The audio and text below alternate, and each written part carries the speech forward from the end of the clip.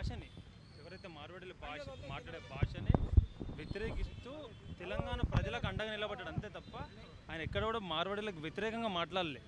కానీ ఇది కావాలని ప్రభుత్వం ఏంటంటే ఏదో ఒకటి దొరికిండు దీంట్లో దొరికిండు అని చెప్పి కావాలని ఇరికిచ్చి అరెస్టు చేసి టార్చర్ చేయడమే తప్ప దీంట్లో ఇంకో వేరేది ఏది లేదు. ఇదంతా కావాలని చేసింది. ముఖ్యమంత్రి దోస్త్ అయినా కానీ కావాలని చేసినట్టే. ఈయనకు ఎట్లుందంటే మనం చూసుకోవచ్చు, ఒక మహాభారతంలో కథ ఉంటుంది.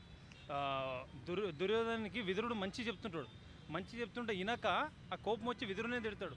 ఆ రకంగా ఈ ముఖ్యమంత్రి రేవంత్ రెడ్డి తయారైండు. దోస్తే పృథ్వీరాజ్ అన్న ముఖ్యమంత్రి దోస్తే అయినా కానీ ఈ రకంగా చేస్తుండే ఇది స్పష్టంగా కావాలని. ఎందుకంటే సర్పంచ్లకి నిరుద్యోగులకి ఊరు తిరుగుతున్నాడు.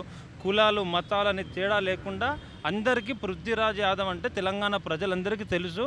తెలంగాణ ప్రజలందరి మనిషి అయినా అందుకే ఇంతమంది వచ్చినాడు. చాలామంది చూస్తారు కదా మీరు కూడా, చాలామంది ఇది కావాలని చేయడమే, భయపెట్టేయడం అంతే తప్ప ఎవ్వడు భయపడాడు. ఇంకా చాలామంది వస్తున్నారు. సాయంత్రం వరకు పోలీస్ స్టేషన్ దగ్గరికి పోతున్నాం. బండ్ల కూడా పిఎస్టీ ఉన్నంట పృథ్వీరాజ్ అన్న గారు. రాత్రి అంతా పోలీస్ స్టేషన్ తిప్పి ఆడబెట్టినంట. మేమందరం కూడా అడిగిపోతున్నాం. 100% పృథ్వీరాజ్ అన్న గారికి సపోర్ట్గా ఉన్నాం అందరం.